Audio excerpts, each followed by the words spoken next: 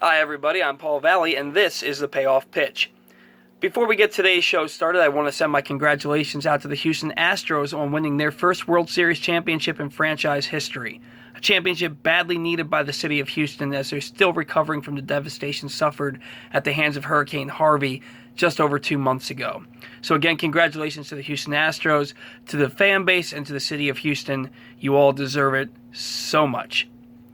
And having said that, finally, we can move on from the 2017 season, a season that saw the Orioles post their first losing record since 2011 at 75-87, all thanks due to a 5.70 starting rotation ERA, the worst in franchise history. That rotation went 45-69 in 2017. More ugly numbers. So far, though, in this offseason, the Orioles have had addition by subtraction. Gone Wade Miley, gone Ubaldo Jimenez, and gone for now Chris Tillman and that 7.84 ERA. So we look forward, we move forward to 2018, and hopefully another Orioles playoff run. However, if the Orioles want to make that playoff run, guess what? They have to improve that starting rotation. Starting rotation that right now has just two members, Kevin Gausman and Dylan Bundy. Now, Dylan Bundy showed flashes of brilliance in 2017. He also showed some growing pains, ending the season with a staff best 4.24 ERA, which I think is only going to improve as he progresses in his career. Kevin Gausman, a tale of two seasons, just like 2016. Pretty bad first half, great second half.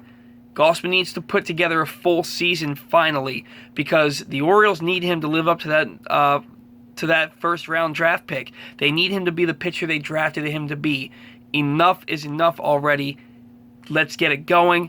Let's give the Orioles a full season.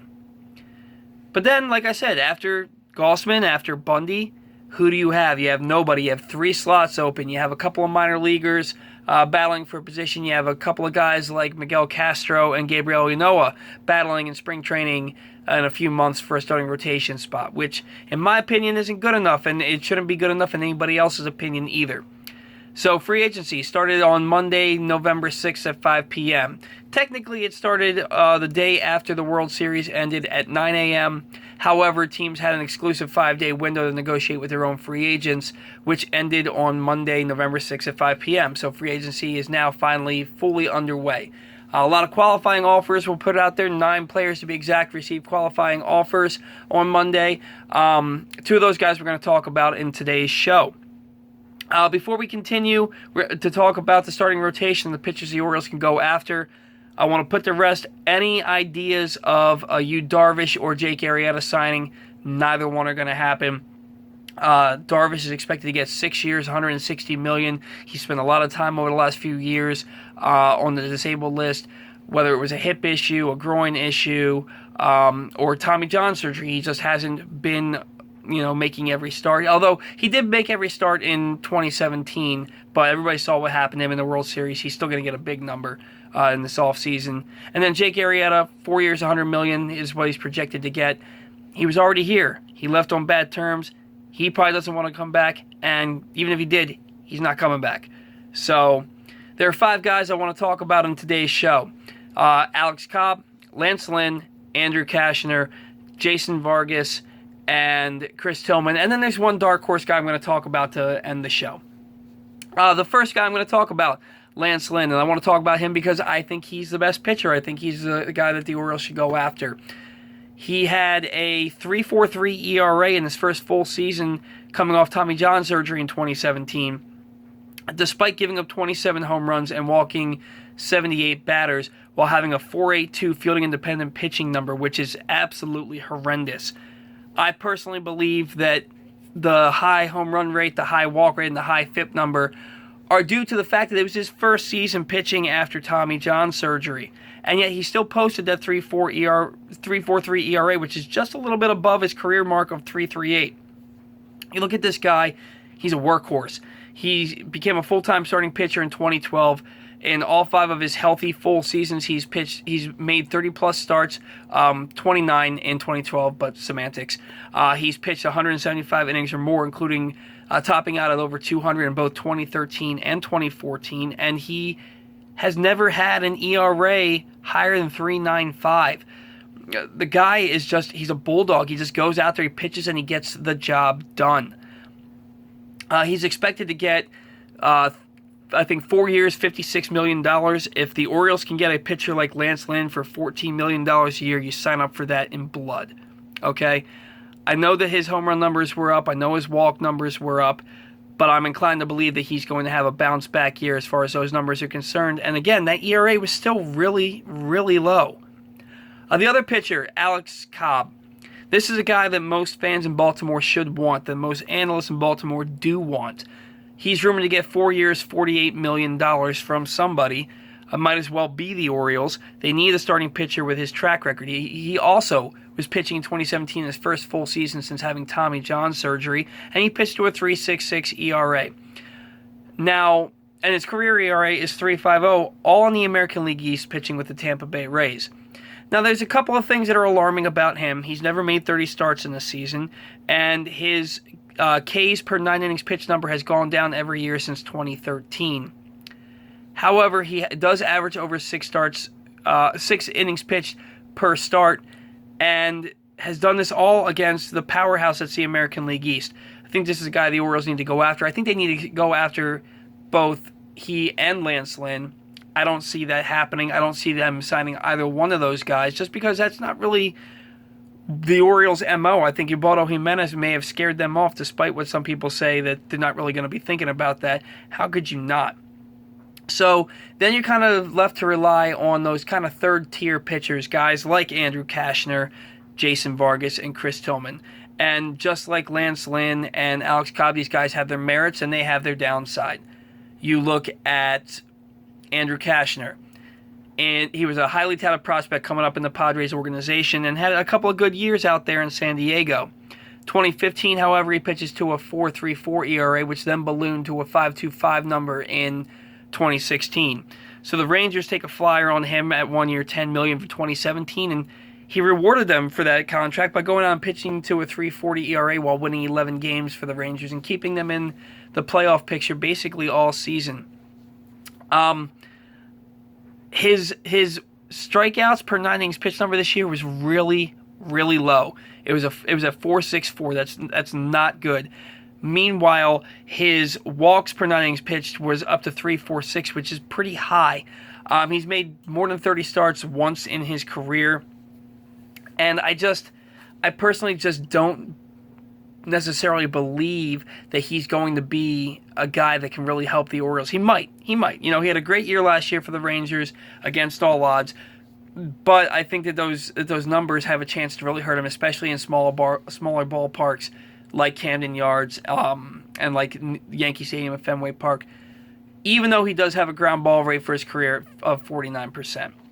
And then you look at Jason Vargas, who is probably a big target for the Orioles for the offseason here, because he's a lefty, because he's a veteran. He led the American League with 18 wins for the Royals in 2017 while pitching to a 4.16 ERA, which would have been the best ERA on the staff. But when you look closer at that, he, in his first 17 starts, which all came in the first half of the season, he went 12-3 with a 2.62 ERA. In his last 15 starts, he went 6-8 with a 6.38 ERA. You did not mishear me. His ERA went up almost 4 full runs in the second half of the season, which is a magnified version of basically his career track record. He became a full-time starter in 2010, and Vargas, you know, to his credit, he's had 5 seasons where he's made 30 starts or more since 2010, and in 3 of those 5 seasons, his ERA has been sub-4. However, in every year except for 2013, he has seen his ERA rise from the first half to the second half by almost a full run or more. That's something that kind of scares me off. Yes, he's a veteran. Yes, he's a lefty. Yes, he's going to give you innings. However, I want a guy on the team that's going to be able to pitch a full 6 months, not just the first 3. And then, of course, there's Chris Tillman. And like I said earlier in the show, Tillman had a bad year. There's no getting around it. His offseason started back in December with with shoulder discomfort that hadn't subsided since the end of the season. They kind of shut him down in his off-season work. He gets to spring training. He gets a platelet-rich plasma injection. He gets a cortisone injection. He gets shut down again.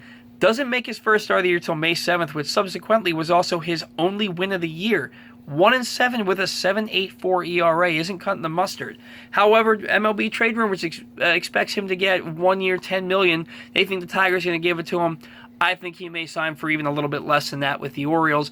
Try and, make good for a team that gave him his major league shot, that made him the ace of their staff.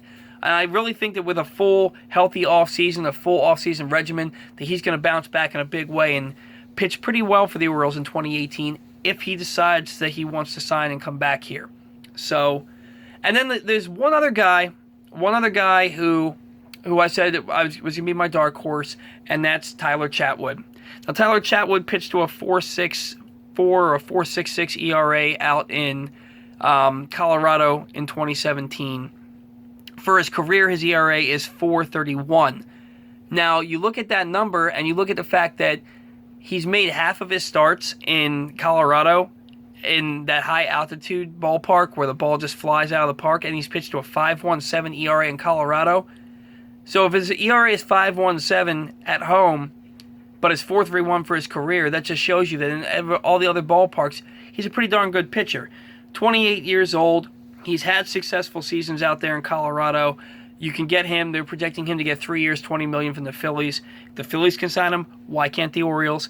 I'd like to see the Orioles try and maybe reach out to him. If I had my druthers, they would sign Cobb, Lance Lynn, and Tyler Chatwood. However, I think they're more inclined to sign one-year guys like Cashner, Vargas, and Tillman while they wait for Hunter Harvey and Keegan Egan to make it to the major league level, and hopefully for Cody Sedlock to figure it out because he had a bad year down at Frederick.